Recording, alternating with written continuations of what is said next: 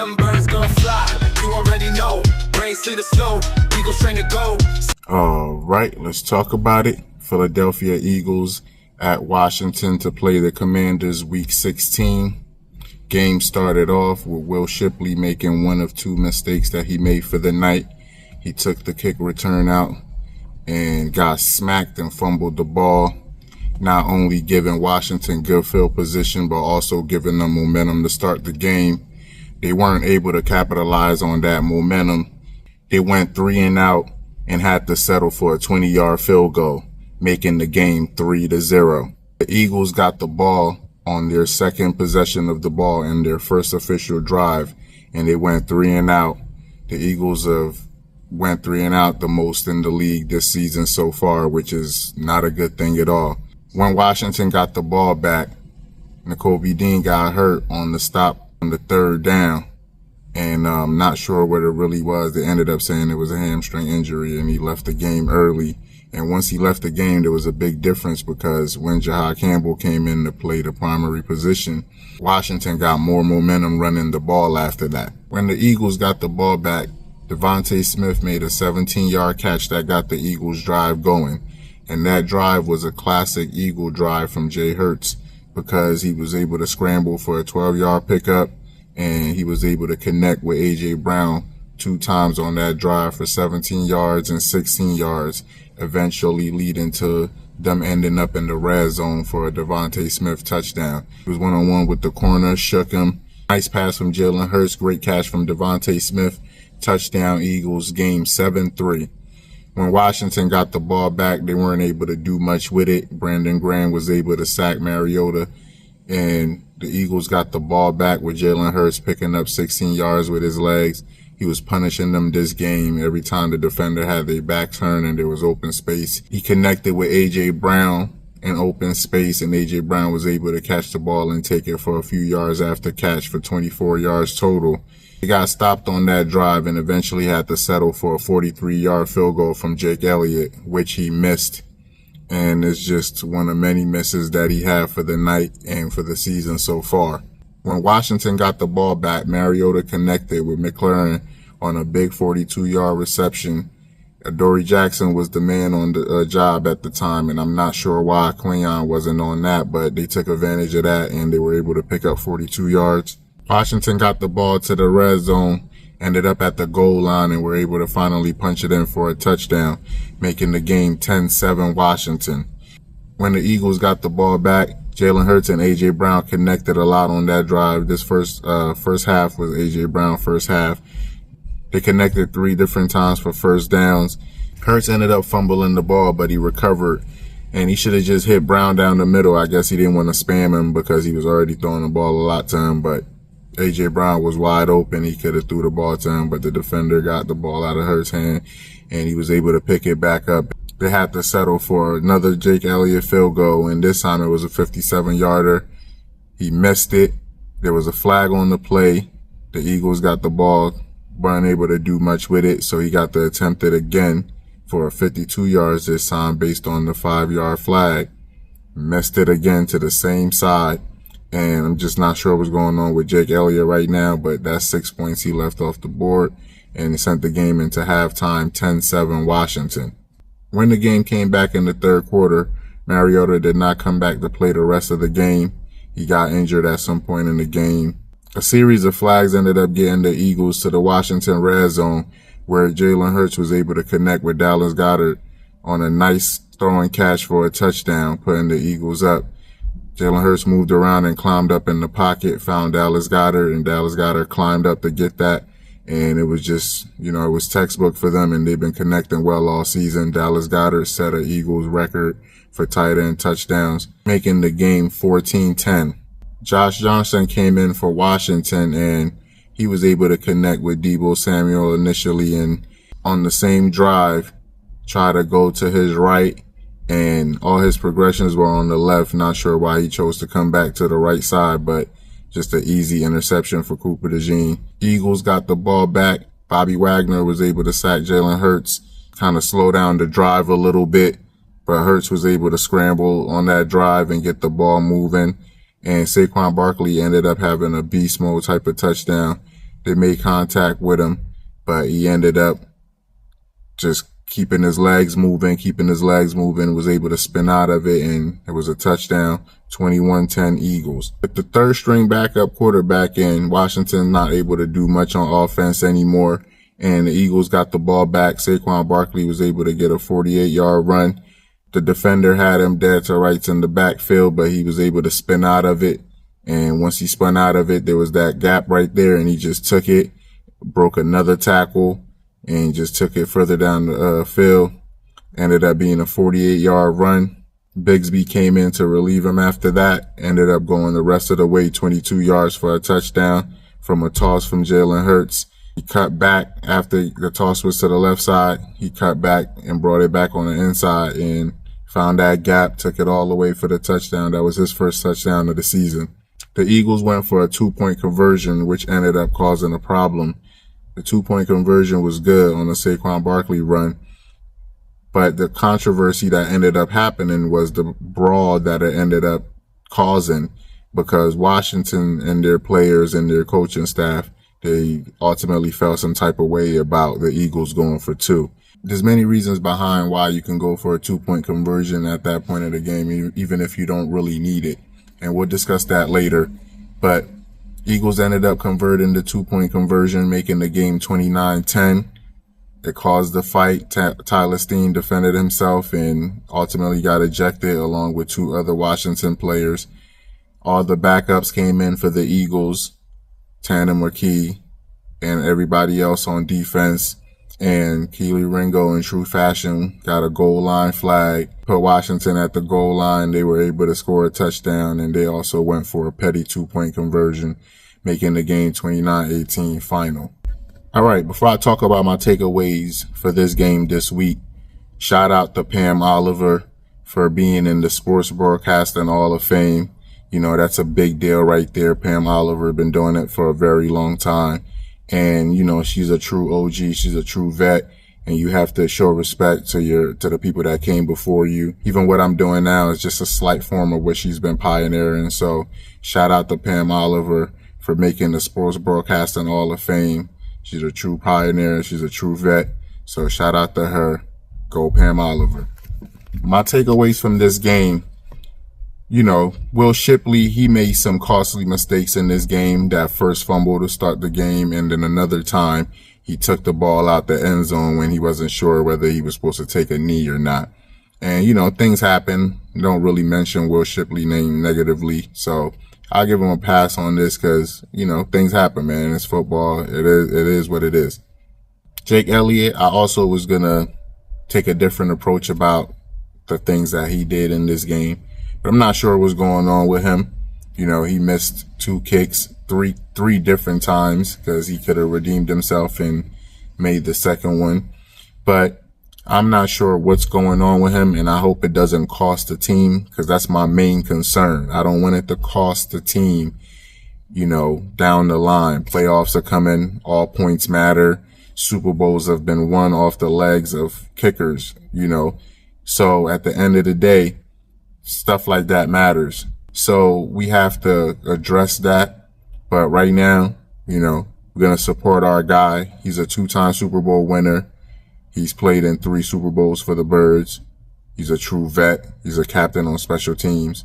So I just hope he gets it together. You know, I'm not going to say anything negative about Jake Elliott right now. I'm going to give him some positive vibes. Hopefully that helps him out. There's a big difference between Nakobe Dean and Jahad Campbell. You know, Jahad Campbell, he has the physical optics that can make somebody say like, wow, you know, that guy looks like he'll cause some damage on the field. But that's not what's happening. If you watch the game, that's not what's happening. When Nakobe Dean got injured and got taken out the game, boy, and he's going to get in there and he's going to smack something. He's going to hit something with reckless abandon. But you got Jahad Campbell. He's always hesitant doing something. The next play when he came in after Nakobe Dean left the game, he literally got shoved out the way while chopping his legs trying to make a decision on a running play. And that was just what opened up the floodgates for Washington, and they were able to run the ball a little better, keeping them in the game because Nakobe Dean left the game very early. So Jahad Campbell has to step it up a lot more if he's going to be the guy moving forward, because not sure what the Birds are going to do with Dean. He's in a contract year. He's proved to be worth it, but very injury prone as it seems. Don't want to really label him that, but if it's happening, it is what it is. So hopefully they keep him and they're able to work out some type of deal, but he's a big deal to have on the defense. And anybody that's watching the game and watching the film knows that.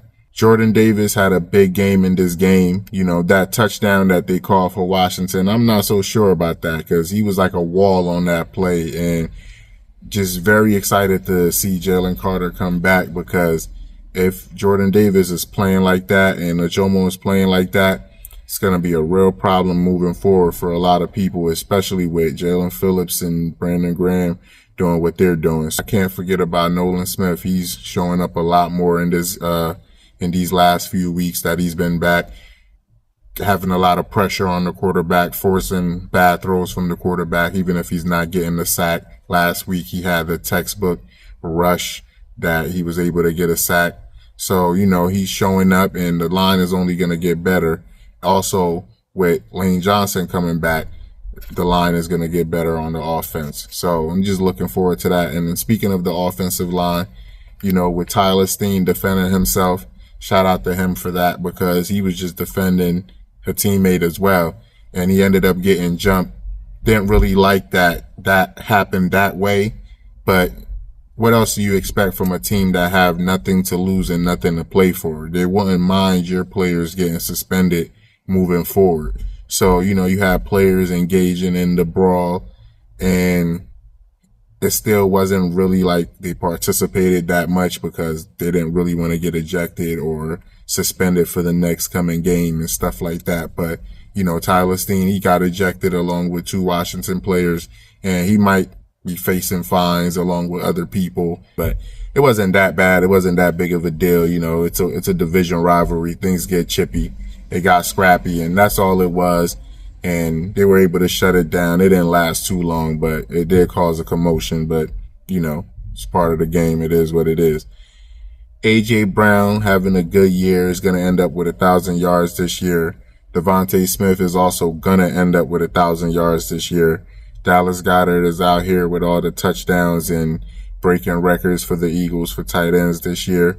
Only Dotson is the only one on the out right now. He might end the season with like 300 yards if he's lucky, because I don't know, that he just doesn't really get any love like that. But, as long as he's open when it's needed, and he might end up catching something crucial, I trust him to do that. He's number 3 for a reason, but he still seems dependable and reliable. So hopefully moving forward, he's able to be utilized a lot more.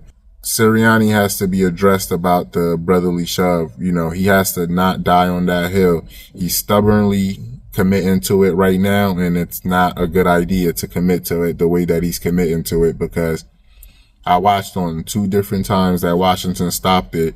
QB1 wasn't even driving his legs on it. It seems like maybe he doesn't even really want to run it anymore. It's something that can cause injury and fatigue. It's a lot colder now on the outside.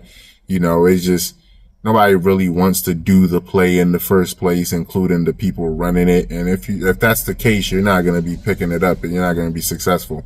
It's not even looking like how it looked years ago. When everybody first used to complain about the brotherly shove, it's because it looked like the Eagles could pick up 5 yards on it if they wanted. Now they can't even pick up the yard to gain on it. So they need to shelf that play. I said it a few weeks back. They need to shelf that play. It's lost its aura. It's not working out anymore like that. If you really need it one day, you can use it. If it's like inches to go and nobody's seen it in a while and you're ready to do it. But other than that, if you're failing 2 brotherly shoves in a row, those 2 wasted plays at the red zone, what are you doing? But Saquon Barkley, he still got 1,000 yards this season, was able to accomplish that this game as well. And no matter how bad everybody's talking about the year going for him, that's a huge accomplishment, being able to do that, because although it's a huge drop off from 2,000, it's a big deal, because a lot of people that got the 2,000 yards before, they didn't even get close to it ever again in the season after. So being able to pick up 1,000 yards, which is the marquee thing to pick up, It's a big deal, especially with another meaningful game to go. Not sure if the Eagles are going to rest the starters week 18, but right now they have a meaningful game to go. He has the opportunity to get more yards. So already got the 1,000 yards, and just going to be a lot of 1,000 yards for the Eagles offense. And speaking of the Eagles offense, the driver of that offense, Jalen Hurts, breaking records just all through the season. And, they're never going to talk about it for what it is, because yesterday was a hat and shirt day because another record was broken. 20 years, 21 years for the first time, back-to-back NFC East champions. And the Eagles, they deserve that. Jalen Hurts, he engineered that. No matter what anybody feels about it, they're not going to talk about it like what it is, but that's what it is. And that's exactly what happened. Because there's a lot of names you can name that weren't able to do that. So it's a big deal that was able to happen. Right now, for this season thus far, one of only 3 quarterbacks with 30-plus touchdowns, and that's with Stafford and Allen, the same people that they talk about all the time. So being one of 3 with them, and that's coming into the game that he threw for 2 more touchdowns. I mean, I don't know when you're going to give somebody credit just because you don't like how it looks and you don't like things about it. Just say you don't like the Eagles and you don't like it, because it's happening. And no matter if you approve of it or not, it's exactly what's happening. That's what's happening with the numbers. When they look at highlights for any of the players, it's going to look the same. And that's what people are going to remember. They're going to remember numbers and the highlight videos. Nobody's going to remember how you feel about what happened when somebody got benched in college. Just ridiculous narratives and nonsense just to avoid giving credit where it's due. They hate talking about the Eagles in a positive light. Jalen Hurts is out here breaking records for the Eagles in a short period of time. There was a graphic that compared him to Marcus Mariota, and that was in 11 seasons for Mariota, what Hurts was able to accomplish in just 6 seasons and wasn't even a full starter for one of those seasons. So you have to start giving credit. It's a graphic that they loved using for years. It's a cheap graphic that they've been using for years. Every game they love bringing it up. And if you look at other divisions, you'll see that when somebody is dominant in the division, they might win the division back-to-back 4 years in a row and things like that. That didn't happen in the NFC East at all for 20 years. And the last time it happened, the Eagles were winning. They also never mentioned that part of it. The last time that happened, the Eagles were winning the NFC East back-to-back. And that's when they were going to NFC championship games and coming up short in Super Bowls and things like that. So it's just like, they have to give credit where it's due. It's a new day, and they're going to have to address that at some point, because Washington, they're really a rival for Philly at the end of the day, because it's been like that every year. It's going to be scrappy games, splitting almost every year.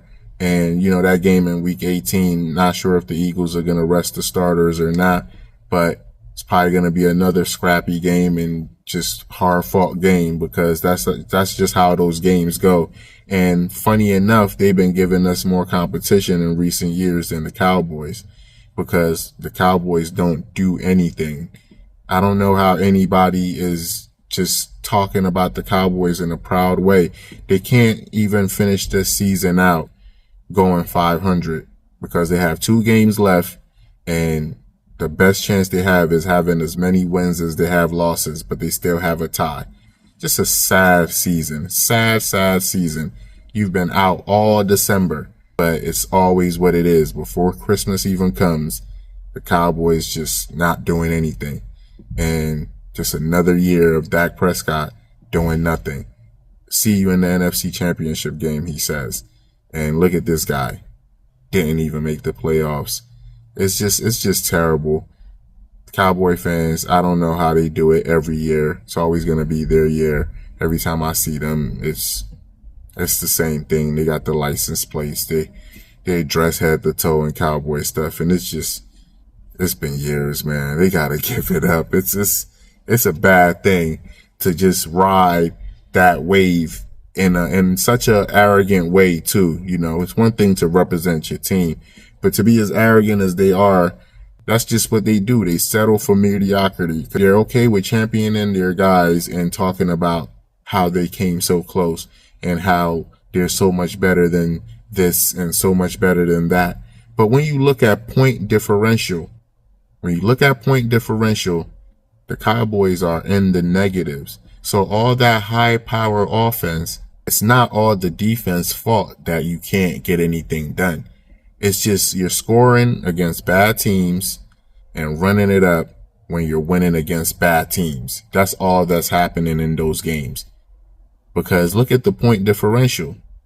For all that high power offense and how the Eagles are supposed to be so boring and have no offense, look at the point differential.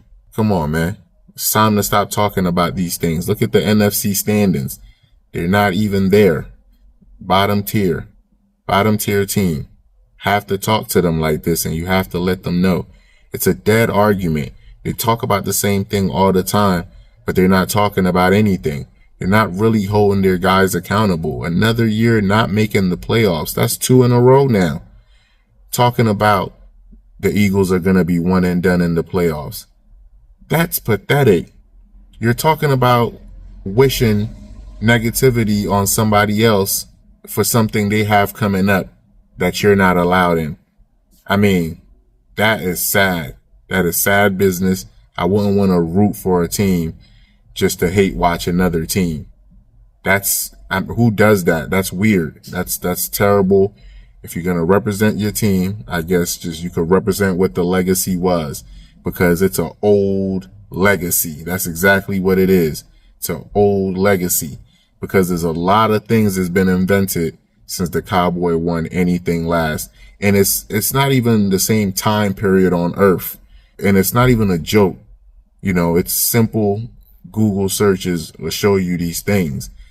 The things that's been created since 1996, since the 90s, the Olympics and everything that's happened in the world since that time. Who's been president, the things we've had as people, the type of cars we were driving, the things we had access to, the internet, Wi-Fi, all these things. No winning, but you love talking about when you won last. Make it make sense. You need some help. Seriously. I know people that have quit the Cowboys. I have a neighbor now that's no longer a Cowboy fan. It's okay. It's okay. Facing Buffalo next week. We're going to talk about that. But that's until next week. We'll get there when we get there. But for now, go Birds. Them birds gonna fly. You already know. Brains to the snow. Eagles train to go.